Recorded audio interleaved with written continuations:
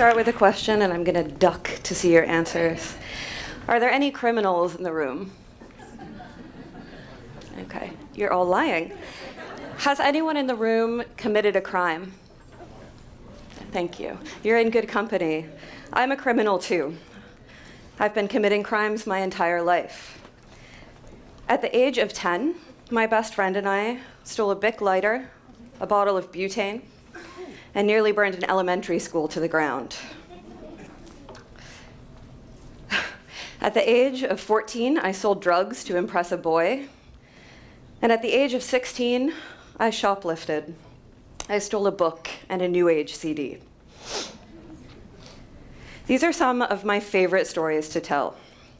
But they're my favorite stories to tell because the statute of limitations is up, I think, except on arson. And also because I wasn't caught. We don't use the word criminal to talk about ourselves when we've done something wrong. We reserve that word for people who've been caught. And those are the people I want to talk about tonight. In Oregon, we call inmates adults in custody. That's the official term.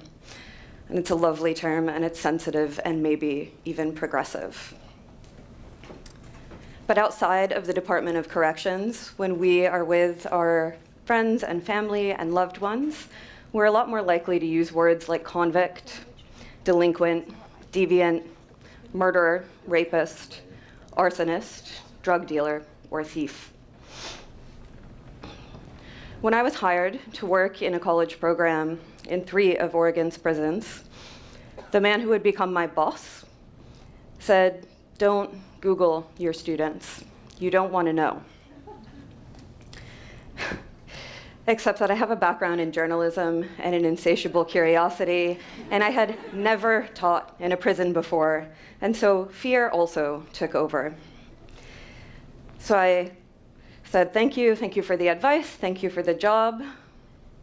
I left his office, I went home, and I sat in front of my computer, and I waited for my roster. And I waited, and I waited, and when it came, I Googled. I Googled mugshots, face sheets, rap sheets, appeals, affidavits. I read victim statements. I discovered a website called Love a Prisoner, which was not very impressive. Okay. And the stories that Google told me were heinous.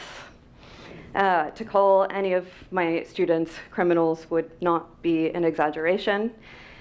Most of us think that the vast majority of people in prison are in for petty crimes, or this is something that's being talked about a lot today, that we have too many people in prison for petty crimes, drug, theft, property crimes. I do not disagree with that at all.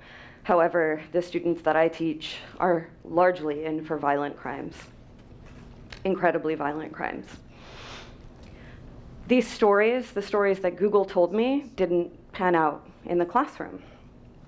My first night at the Oregon State Correctional Institution, I was surprised to find that the class looked a lot like the other classes I teach in. Tidy rows of desks, students sitting in tidy rows of desks, a dry erase board, markers. The student said, "Thank you for coming." They said it that night, and they said it every night. And every night, they said, "Drive safely," when I left. I didn't forget all of what I had read on Google, but it wasn't part of the interaction, or at least I can't point to a time where I felt that it was part of our interaction in the classroom. But the stories that the students told me, the students that were at the center of my experience at the Oregon State Correctional Institution, were that these men are fathers, brothers, cousins, uncles, sons, grandsons. They are best friends. They have best friends. They're lovers of nature, of Pikes Peak, of the high desert, of the Alsea Bay. They love Iron Maiden, a lot of them, which is great because I teach poetry in prison, and Iron Maiden's lyrics are quite poetic. They love cowboys, cow tipping, fast cars. And over time, they learn to love Adrienne Rich, Margaret Atwood, Langston Hughes, Raymond Carver, and Basho, who wrote, "The temple bell stops, but the sound keeps coming out of the flowers." I want to repeat that very tiny poem because I think it perfectly reflects what time must be like for a person who is incarcerated. The temple bell stops, but the sound keeps coming out of the flowers. When we incarcerate a person, it's dehumanizing, but it doesn't make them less human. And I think in some cases, it makes us less human. A lot of us think of education as a process by which we gain skills, knowledge, information. When education is done well, it engages the imagination. One thing the students I see in prison need more than anything is the ability to imagine themselves when they get out. And I've told you that 99.9% of the guys I teach in prison are in for violent crimes, and all of them are getting out. They need to be able to imagine what their lives can, will, should look like when they re-enter society. Imagination is at the core of problem solving. So we have a problem to talk about. There are 2.3 million men and women in prison in America. 95% will get out. 5% will leave prison in a coffin. 95% of 2.3 million adults in custody will be released. They'll be our neighbors, our colleagues, our coworkers, maybe our in-laws. They'll take their children to the same schools that we take our children to. 67% of those who are released will reoffend within 3 years. They may or may not go back to prison. 76% will reoffend within 5 years. Without the application of imagination, this is useless data. And so is this. Providing an inmate or an adult in custody with an education reduces the likelihood that they will return to prison by 43%. The program that I work in has a recidivism or repeat offense rate in the single digits, and the highest number I've seen is 6%. And I only know of one person who has reoffended.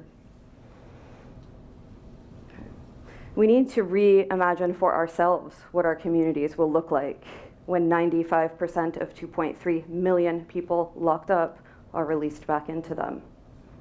We need to reimagine what the function of our correctional institutions is, why we call them correctional institutions in the first place, what it is that we ought to be correcting, why we call them penitentiaries, and who it is who should feel penitent, why we call them reformatories. I don't think we call them that very often any longer. We also need to reimagine and redefine justice so that justice looks a little bit more like mercy and hope and less like vengeance. I want to end with a poem that was sent to me by a former professor of my own, also witness to many of my crimes. It was also a favorite poem of some of the men that I've taught in prison. So it's called Making Peace. I'm just going to read a few lines from it. It's a long poem. Making Peace by Denise Levertov. A voice from the dark called out, "The poets must give us imagination of peace, to oust the intense, familiar imagination of disaster. Peace, not only the absence of war, but peace, like a poem, is not there ahead of itself, can't be imagined before it is made, can't be known except in the words of its making. Grammar of justice, syntax of mutual aid. A feeling towards it, dimly sensing a rhythm, is all we have until we begin to utter its metaphors, learning them as we speak. Thank you.